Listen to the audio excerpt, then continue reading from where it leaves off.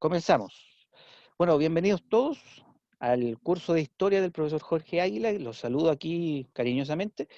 Y ya tenemos harta gente hoy día para que comencemos con la sesión de hoy, ya que se va a tratar de el legado de la cultura de Mesopotamia.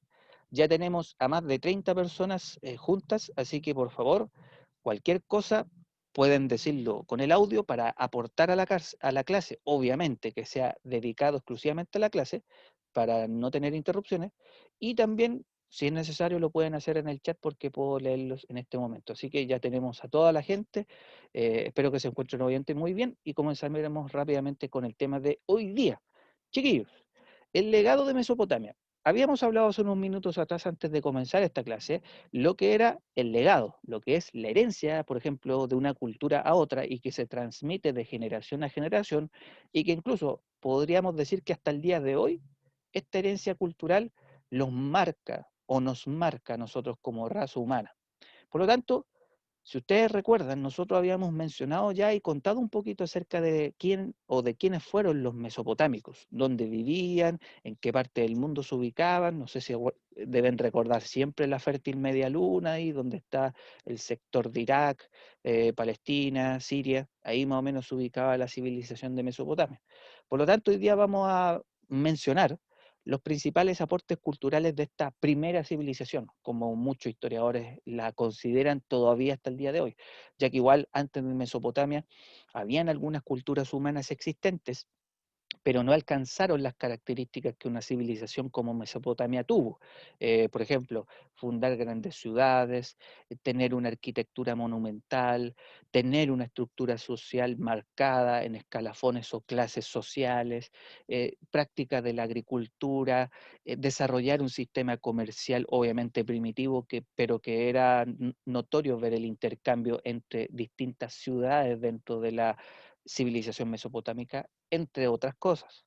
Por lo tanto, lo de hoy día es principalmente conocer esto, sintetizar los principales aportes culturales de Mesopotamia y el legado de esta para la historia universal. Por lo tanto, hay que tener súper claro que algunas de las cosas que estamos viendo o que voy a mostrar hoy día son incluso costumbres, elementos o prácticas que se pueden ver hasta el día de hoy en alguna parte del mundo. ¿Ya? Primera cosa, ya, y aquí pongan mucha atención y si tienen algo donde tomar un apunte breve, donde escribir un par de ideas, algo como central, háganlo. La escritura, ¿ya? La invención de la escritura es uno de los aportes culturales más importantes de la civilización mesopotámica y que obviamente hasta el día de hoy nosotros, ustedes y yo, seguimos usando. Ya hay obviamente una respuesta inmediata a qué tipo de legado hay con esto. Pero para contarle un poquito de historia, que de eso se trata, yo les quiero comentar estas ideas. En primer lugar, la escritura surge como una forma de administrar la vida social sumeria. De hecho, hay que decir obviamente de que la primera locación donde se inventa la escritura se ubica en la ciudad mesopotámica de Sumeria o de Sumer, ¿ya? Los sumerios, que es como el gentilicio. Ellos fueron los primeros que buscaron una forma de registrar ya su vida o su forma de vida, entre otras cosas. Por lo tanto, la necesidad de escribir surge producto de que había que buscar una forma de administrar mejor la vida social. Por lo tanto, la escritura inventada en Sumeria se tradujo en un sistema de registros escritos, no de uno solo, sino que de varios. ¿Ya? Y asimismo, este registro escrito fue creado aproximadamente en el año 3500 a.C., en la ciudad de Sumeria. ¿Ya? Ahí básicamente se conoce la existencia o el origen de lo que nosotros sabemos que se traduce como la escritura. ¿Ya? Se, se logró descubrir esto y los investigadores, arqueólogos, historiadores, entre otro tipo de especialistas, denominaron la escritura sumeria como la escritura cuneiforme. Cuneiforme. ¿De dónde proviene la palabra cuneiforme? De la palabra cuña. ¿ya? ¿Y qué es una cuña o qué son las cuñas? Son las que están ahí en esta imagen. Para decirlo de manera muy sencilla, chiquillos, y ahí presten atención a la fotografía. Esto es una especie de tabla de roca, hecha de roca, ¿ya? O un pedazo de roca bien formado como si fuera una especie de hoja, por así decirlo, ¿ya? Y los sumerios tenían una técnica que era usar una especie de palillos, ¿ya? Que tenían una forma triangular, como ustedes pueden darse cuenta, y utilizaban una especie de cincel o martillo pequeñito, un martillo muy pequeñito, y obviamente esta especie de piedra estaba húmeda, ¿ya? De hecho, en vez de ser piedra simplemente era una especie de greda, ¿ya? Ya que uno, si han utilizado la greda antes, uno puede darle formas, ¿ya? Y de hecho, si uno la aplasta o uno de hecho deja una especie de, ¿cómo decirlo? De una masa, uno puede dejar, y puede dejar marcada una huella, por ejemplo, las manos, los dedos, etcétera. Bueno, ellos utilizaban estos palillos, hacían un poco de presión y hacían estas formas, ¿ya? Que en este caso serían distintas formas de cuñas. Y si se fijan, tienen distintas orientaciones, hacia abajo, hacia adentro, hacia afuera, hacia la izquierda, hacia la derecha, arriba, etcétera. Y todas estas formas tenían simbologías, tenían una traducción que podía ser palabras, frases o ideas, ¿ya? O letras. Y este es el primer sistema de escritura en nuestra historia, ¿sí? Y eso se llamó escritura cuneiforme. Con esta escritura, ¿ya? Se crearon los primeros calendarios o leyes escritas, ¿ya? De hecho, las primeras leyes en la historia de la humanidad nacen en Mesopotamia, en la ciudad de Sumeria, ¿sí?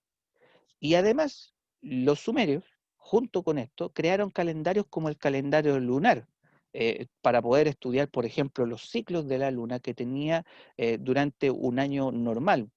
Yo lo puedo traducir, por ejemplo, los ciclos que tiene la luna para hacer luna llena, luna menguante, luna creciente, etcétera, ¿sí?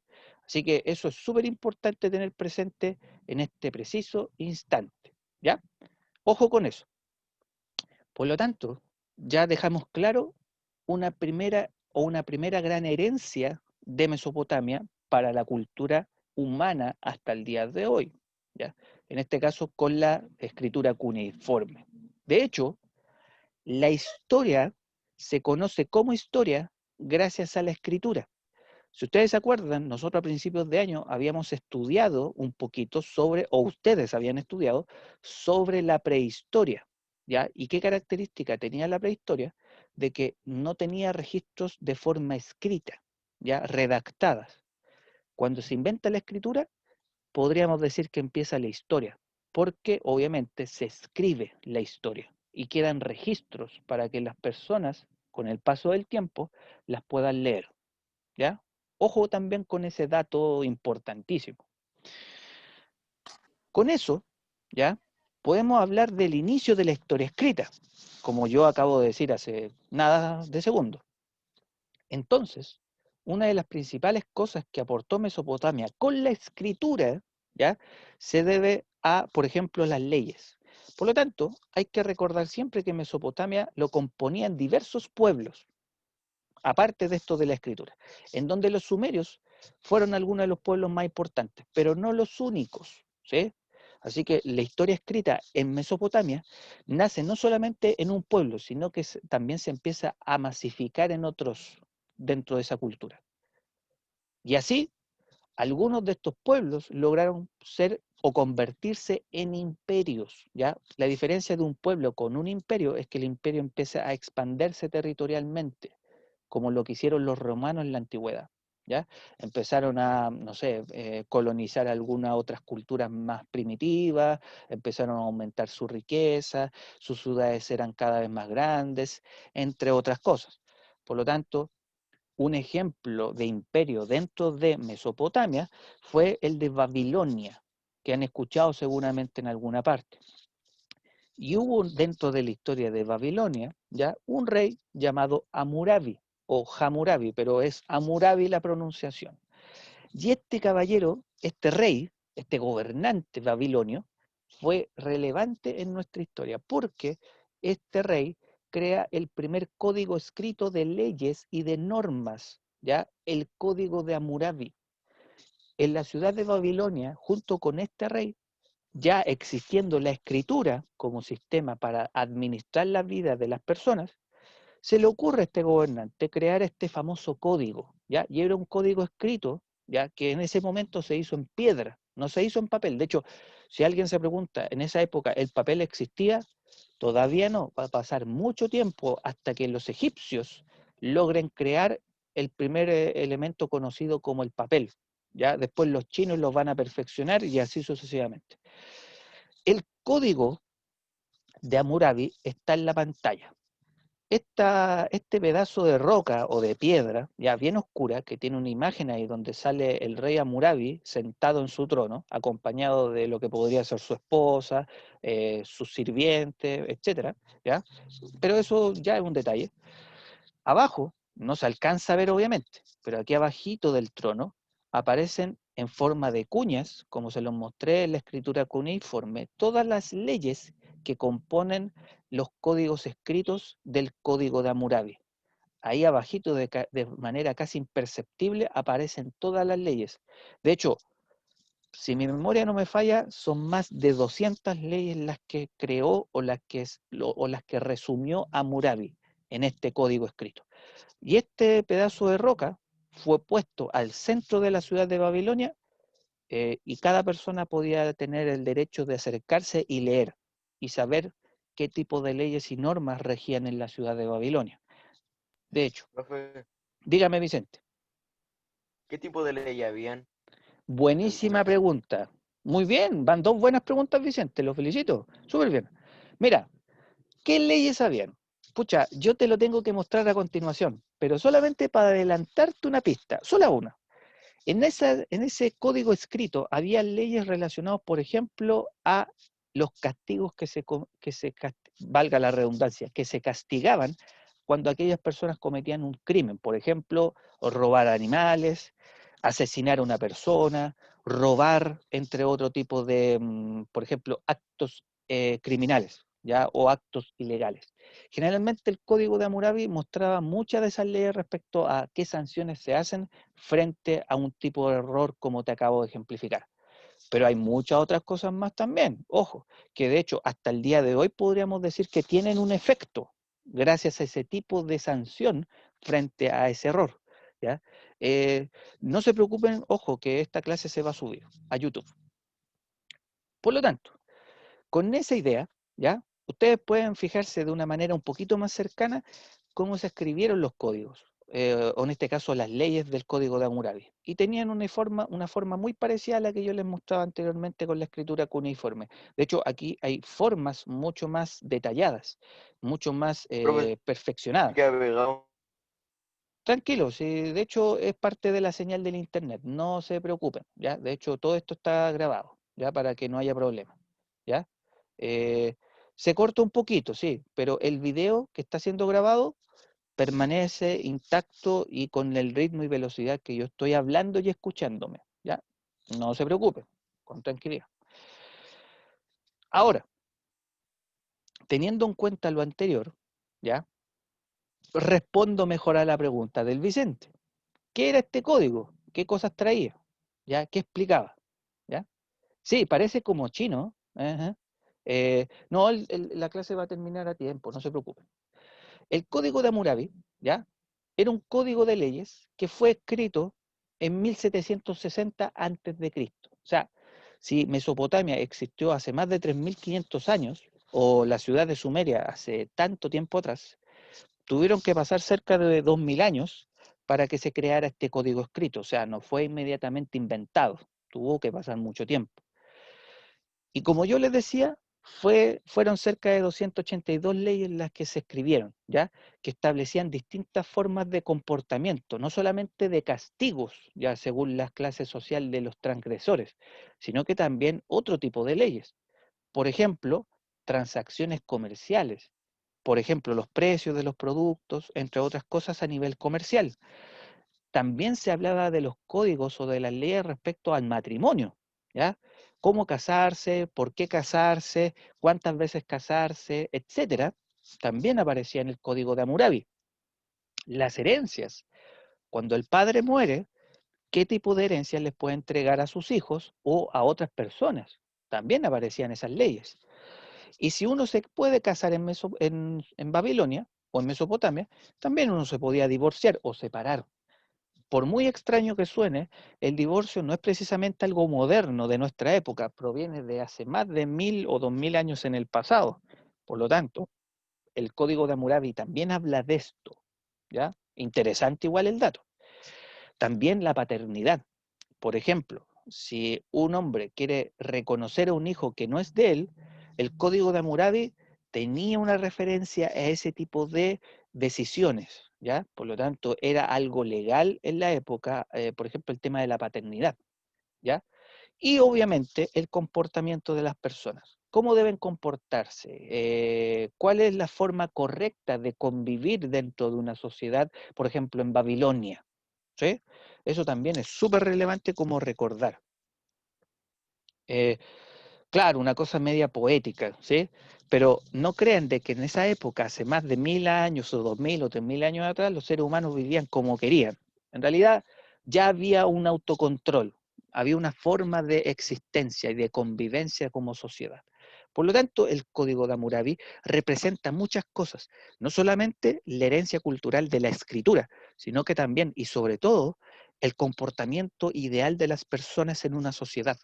¿Cómo debemos convivir? Por lo tanto, también hay una herencia que se puede traducir de que hasta el día de hoy, nosotros gracias a ese tipo de inventos ya o creaciones, las personas tenemos estas formas de vida, ¿sí? Y eso ocurrió hace más de 1000 años en el pasado. Ujú. Por lo tanto, ¿qué tipo de herencia cultural hay aquí? Bueno, ya está resumido esta respuesta. La escritura y, por ejemplo, organizar la vida de las personas y la creación de leyes escritas. Ahí yo les doy la respuesta a esta pregunta. Luego, después cuando mostremos rápidamente las dos otras herencias, ustedes me podrían ya responder con mayor facilidad a propósito de este primer caso, ¿ya? La escritura y el código de normas y leyes de Hammurabi. Ahí tenemos tres tipos de herencias en una respuesta, ¿ya? Fue, Ese, dígame, Vicente. ¿cómo eran los castigos allá en esos tiempos? Por ejemplo, si se sancionaba a una persona según la ley de Hammurabi, te voy a dar un ejemplo que ojalá no lo amplifiques a todo, ¿ya? Porque uno podría decir, pucha, deberíamos hacer lo mismo y ya. Bueno, algunas de las sanciones respecto a cierto tipo de acto podían llegar incluso hasta la pena de muerte, ¿ya? Y la pena de muerte, o incluso a castigos súper extremistas a lo que se refería, por ejemplo, al robo. Si una persona le robaba animales a otro, el castigo era el equivalente al error que había cometido o al acto que había cometido esa persona. Si yo le robo vacas o animales a un campesino, se me sanciona con devolver el equivalente de lo robado a esa persona afectada, ¿ya? De hecho, si era un crimen mucho más grave, por ejemplo, matar a alguien, esa persona podía recibir el mismo castigo, podía ser la pena de muerte máxima porque mató y quitó la vida, o si esa persona llegaba a tener algún tipo de consecuencia que le afectara en su vida cotidiana, como por ejemplo perder una mano, ser herido de un ojo, la mutilación de un ojo, etcétera, ¿ya? ¿Se entiende? El agresor recibía un castigo del mismo nivel. Se le podía cortar las manos como también sacar un ojo. ¿Cachai? Entonces, para ese nivel de castigos, había ese nivel de sanciones. Obviamente dependía el nivel al cual una persona cometía una agresión. Estoy hablando de las que te acabo de ejemplificar. Suena muy extremista, pero para entender el por qué, estamos hablando de una cultura muy antigua, ¿cachai? O sea, donde no existía un sistema judicial tan evolucionado como el que se supone tenemos nosotros actualmente, ¿ya? Para ellos las resoluciones parecieran ser más sencillas, pero con el tiempo esas cosas tuvieron que ir evolucionando porque después las personas se van dando cuenta de que, pucha, o se matan unos a otros, se roban unos a otros sin parar, o definitivamente pescamos estas leyes, las rompemos y creamos otras leyes nuevas para sancionar otro tipo de conductas que en esa época todavía no se manifestaban, ¿sí? Eh, Pucha, ahí, claro, ahí me preguntan como el tema de la mutilación, la cárcel también. De hecho, Martín pregunta algo muy importante. La cárcel, por así decirlo, también existía en la época, entonces también se le podía privar de libertad ya a una persona en esa época, ¿ya? Pero no en un sistema de cárcel como la que tú conoces hoy en día, Martín. Era una cárcel mucho más primitiva, pero también a las personas se les privaba de libertad. Por eso, habían prisioneros cuando habían guerras, ¿sí? Así que ojo con eso, ¿ya? Eh, en realidad, por lo mismo, lo que le respondo a la Agustina y al Martín, había un sistema de cárcel, pero era mucho más rudimentaria y primitiva. ¿M? Así que ojo con eso. Ya, avancemos rápidamente porque si no, el tiempo me va a quedar muy cortito y yo creo que si no alcanzamos lo vamos a dejar también para la próxima clase. La religión. Algunos dirán, la religión de hoy día de nosotros es muy distinta a la de Mesopotamia, pero algo de eso se heredó hasta el día de hoy. No en nuestra religión quizás, pero en la de otras culturas actualmente en el mundo. ¿Qué quiere decir esto? En primer lugar, los pueblos de Mesopotamia eran principalmente politeístas, o sea, la creencia en varios dioses. Cuando yo creo en un dios, se llama monoteísta. Cuando creo en varios dioses, politeísta. ¿Ya? Estos dioses, en la antigua Mesopotamia, controlaban distintos elementos del mundo, por ejemplo, la lluvia, el sol, las inundaciones, el frío, el calor, la vegetación, la tierra, etcétera, ¿ya? Entre muchas otras cosas. Pero principalmente se asociaba a los dioses mesopotámicos con la naturaleza y los distintos elementos que existían y que los mesopotámicos ya comprendían en esa época hace miles de años atrás, ¿ya? Por lo tanto, ningún dios tenía un poder total. No existía ese Dios que, por ejemplo, nosotros conocemos como Dios en la religión católica cristiana, ¿ya? O como Buda o entre otro tipo de Dios, ya que existen actualmente en otras religiones. Aquí Y eran variados, eran muchos. Dígame, Vicente, si no me equivoco, eres tú. si creemos en Jesús, en Dios, ¿qué somos? O sea, somos cristianos, pues somos cristianos, bueno, si eres creyente en Cristo, en Jesús, ya eres cristiano. Si eres Ah, ya. católico, tú crees en Dios, en Cristo, en la Trinidad, en el Hijo, en el Padre, en el Hijo y en el Espíritu Santo, y entre otras cosas, por ejemplo, en la Virgen María y en algunos casos en los santos también. ¿Ya? Es como más Ah, amplio, bueno. ¿ya? Bueno, ok. Buena pregunta igual, o sea, no tiene nada de malo. Ya, ahora, para recordar algunos, bueno, en realidad no para recordar, sino para presentarles algunos de los dioses nada más de Mesopotamia. Ahí tenemos a Ishtar, que también se le llamaba Inanna, que es la diosa de la fecundidad. ¿Por qué yo estoy mostrando algunos de los dioses de Mesopotamia? Porque si ustedes se fijan, tienen rasgos humanos, ¿ya? Por ejemplo, la diosa de la fecundidad suele ser una mujer. Se entiende como lógico. Y ahí aparece la figura básicamente de una mujer, pero también tiene algunos rasgos antropomórficos, por ejemplo, las alas y, por ejemplo, los pies, que parecen como una especie de garras de aves. De hecho, hay aves al lado de ella que parecieran ser lechuzas que las acompañan, ¿ya? Como símbolos de fecundidad, ¿ya? Y de hecho, los pies de ella son en realidad patas de lechuza, ahí con sus garras y todo eso. Y además tiene alas. Por lo tanto, ahí nos está dando a entender que también los dioses de Mesopotamia tenían rasgos de animales, ¿ya? Para poder unirlos y hacerlos más cercanos a lo que era la naturaleza divina de estos seres, ¿ya? Eh, Claro, pueden ser búhos también, pero en realidad podemos considerarlos como aves, ¿ya? Claro, lechuza y búho son distintos. También, claro, aparecen otros animales que parecieran ser como monito, algún tipo de primate o algún tipo de felino, ¿ya?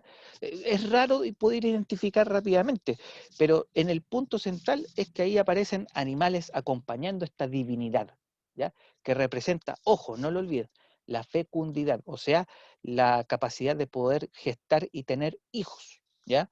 No sé si ustedes se acuerdan de la Venus paleolítica, que lo vimos ya en una época mucho más antigua que Mesopotamia. Esto es como una especie de continuidad de esa herencia cultural, ¿no? No sé si se acuerdan de la Venus paleolítica.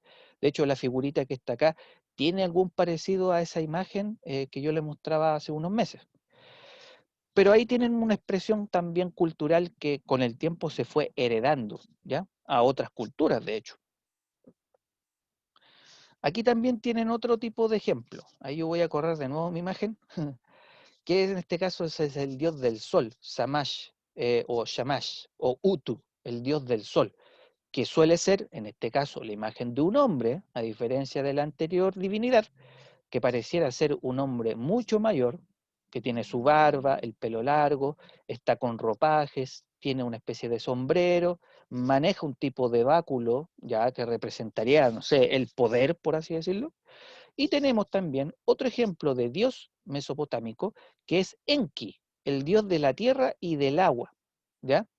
Mostramos una diosa de la fecundidad, mostramos al dios del sol, y aquí estamos mostrando al dios de la tierra y del agua, que de hecho también es un hombre, porque tiene rostro masculino, tiene barba, y además lo muestra como conectado con la vegetación, como que está tomando las plantas, pareciera que está un pie sobre la tierra y otro sobre la superficie acuática, porque de hecho ahí están los pescaditos, de hecho no sé si se fijaron, hay una especie de peces ahí, por lo tanto eso debería ser agua, obviamente lo que está alrededor de los peces.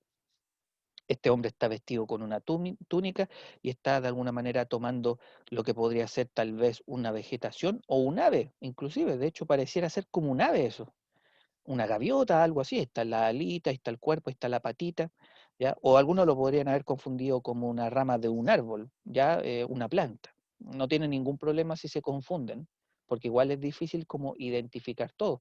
Claro, podría ser también un pez, ¿ya?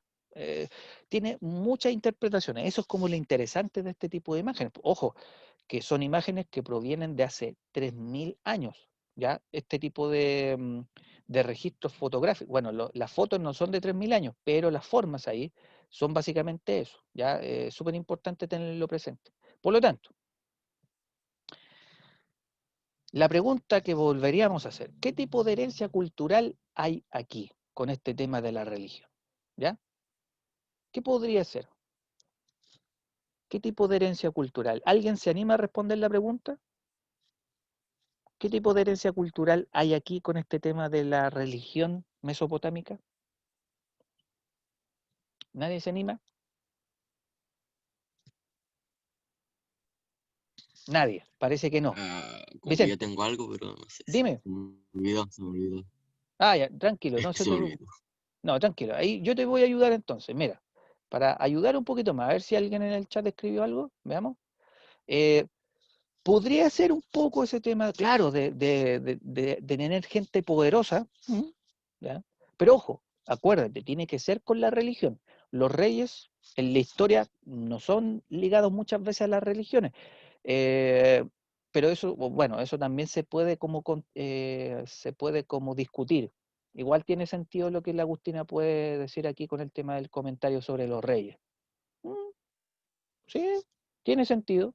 No es mala la respuesta del todo. A ver, eh, lo que a futuro van a ser los griegos y los dioses, sí, también. De hecho, con el tiempo, los egipcios o los griegos van a creer en muchos dioses, que de hecho también tienen representación con la naturaleza. El dios del trueno, la diosa del amor, por ejemplo. Mira, el Martín me pregunta, como la Profe, herencia de creer en seres que son más poderosos. ¿Ya? Vicente, ¿quieres decir algo? ¿No? sí creo que iba a decir que nos apuntaron en sus leyes. Ya, ok. Las leyes que hay dentro de la misma religión. Creer en alguien poderoso y por lo tanto rendirle un culto. ¿Ya? O sea, algo vinculado con el tema de las leyes que mencionamos hace unos minutos atrás. Sí, suenan muy buenas las ideas que están mencionando. De hecho, podrían ser parte de una respuesta, ¿ya? Profe, ¿es cierto que los dioses nórdicos y los griegos son lo mismo? No exactamente, pero si tú te das cuenta, las culturas tienen similitudes incluso respecto a sus divinidades. No es menor lo que tú estás comentando. Sí, no, súper bien. Pero para aclararles más todavía la película, todo lo que dijeron es correcto. De hecho, la religión, la herencia de creer en seres superiores, que son más poderosos, que pueden ser considerados como reyes, aun cuando no existen en carne y hueso dentro de esa sociedad, en aquella época, pero son seres poderosos con los cuales uno cree, los adora, por eso existe en parte la religión, porque hay una adoración a esos seres, ¿ya? Y finalmente otras culturas a futuro van a tomarlas como ideas probablemente para crear su propia mitología y sus propias divinidades, como los nórdicos o los griegos. Por eso la pregunta que se me hizo recién tiene mucho sentido, porque muchas culturas antiguas tienen similitudes en sus divinidades, ¿ya? Y eso yo creo que es muy bueno decirlo, ¿ya? Súper bien. Sí, va a haber clase el próximo viernes. Ya, y finalmente, esto es rápido, así que no se preocupen porque la próxima clase lo vamos a repasar. Otra cosa importante es la sociedad. En general, la sociedad mesopotámica se dividió en 3 grupos sociales. La primera son los hombres y mujeres libres, los súbditos y los esclavos. Los libres era un grupo dominante compuesto por todos los individuos más poderosos de la sociedad de cada ciudad mesopotámica, en Sumeria, en Babilonia, etc. ¿Sí? Y por otro lado, ¿ya? Estaban los súbditos de los hombres y mujeres libres. En este caso, son los propietarios que dependen del Estado para sobrevivir, o sea, de las leyes que creen o dicten el rey y su familia, ¿ya? Y eran campesinos también y artesanos, o sea, que trabajaban para el Estado, para el gobierno, para el rey, ¿ya? Y los esclavos, que eran considerados propiedad del Estado, ¿ya? Y que eran de un templo también o de gente particular, como por ejemplo un súbdito, y que no tenían ningún derecho. Básicamente era la gente menos importante, o sea, no menos importante, sino de clase más baja, pero igual eran importantes porque ellos son los que trabajaban la tierra, le trabajaban a los súbditos o también a los reyes y a sus familias, ¿ya? No tenían derechos, eran también prisioneros de guerra, por lo tanto perdían su libertad, e incluso las personas podían perder su libertad porque estaban endeudados, ¿ya? Y la libertad incluso se podía llegar a comprar en ciertas culturas, como por ejemplo la mesopotámica. Por lo tanto, algo importante que hay que rescatar acá es que la estructura social de Mesopotamia, ¿ya? También tenía clases sociales o grupos sociales, de la más alta a la más baja, ¿sí? El Martín me pregunta, dice, profe, ¿los que salen en otro idioma es el idioma de Mesopotamia? Sí, de hecho, los hombres y mujeres libres eran Awilum, los súbditos Mushkenum y los esclavos Bardum.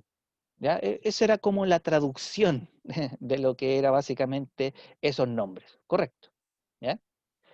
Por lo tanto, si yo dijera qué tipo de herencia cultural hay aquí, aparte de lo que hemos hablado de la religión y la escritura, es claramente tener clases sociales, ¿ya? Y claramente también que existan reyes, campesinos, esclavos, propietarios o prisioneros, que hasta el día de hoy nosotros podemos tener todavía visible en nuestra actual sociedad, ¿sí? Entonces, de alguna manera, esto nos está explicando para sintetizar esta clase la importancia de la existencia de culturas tan antiguas como la mesopotámica. ¿Ya? No sé, yo creo que se dieron cuenta muy fácilmente, aparte de lo que es la respuesta que aquí les di, para ir cerrando el tema de hoy. Por lo tanto, finalmente, podemos decir esto. La importancia de una civilización radica en elementos culturales que hasta el día de hoy son visibles en nuestra sociedad. En este caso, religión, un idioma, una escritura o también una forma de estructurar la sociedad. Otra cosa importante es que las civilizaciones en gran medida definen una forma permanente de cómo la humanidad es actualmente. ¿ya? A través de estos tres grandes ámbitos de herencia cultural que, por ejemplo, Mesopotamia ha entregado a la historia, ¿sí? Por lo tanto, el legado de Mesopotamia es la herencia cultural que ustedes, por ejemplo, vieron hoy día, bajo tres características o tres ámbitos importantes. La escritura, y por lo tanto las leyes escritas también, la religión, ¿ya? La creencia, la adoración en seres superiores, y la división de la sociedad, por ejemplo, en tres grupos sociales, ¿ya? Eso es importante decir. Y finalmente, Mesopotamia es, por lo tanto, considerado como una civilización prístina, por ser una de las primeras civilizaciones que aporta con este tipo de costumbres, de creencias o de habilidades para poder heredarnos cosas como las que ya acabamos de mostrar hoy día, ¿sí? Así que eso por ahora, y ténganlo presente para que lo puedan estudiar.